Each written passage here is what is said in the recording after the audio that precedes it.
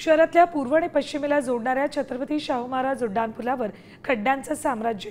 नुकतेच महापालिकेने या पुलावरील खड्डे बुजवले होते, मात्र पुन्हा या पुलावर खड्डे पडलेत।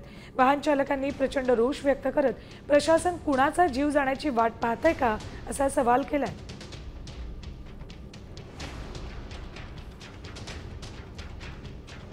हा रस्ता आपण बघताय गेल्या 3 वर्षापासून असाच आहे।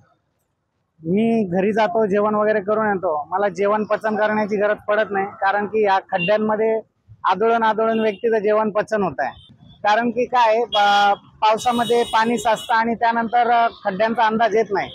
मग अशा वेळी एखादी महिला इथून प्रवास करते, आपण बघताय एखादी प्रेग्नेंट लेडीज वगैरे या रस्त्याने गेली आणि पडली, आणि एखादा बाळाचा, महिलेचा किंवा म्हाताऱ्या माणसाचा जीव गेल्यानंतर प्रशासन याच्याकडे लक्ष देईल का?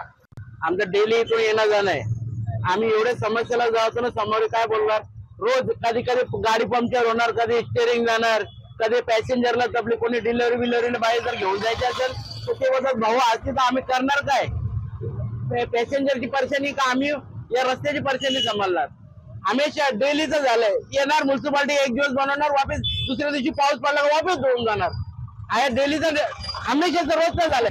कधी ट्रॉफिक लागते, कधी रस्त्याच्या मुलं ट्रॅफिक लागते, म्हणजे गाडी इकडे झाली तिकडे झाली। रस्ते खोदून ठेवले, रस्त्याचं काम चालू, विकासाच्या नावाखाली काम चालू, ठीक आहे, काही प्रॉब्लेम नाही। अरे पण ज्या ठिकाणी तुम्ही रस्ते खोदताय तिथं कमीत कमी बाजूला डांबर टाकून तो रस्ता तो सुरक्षित करा।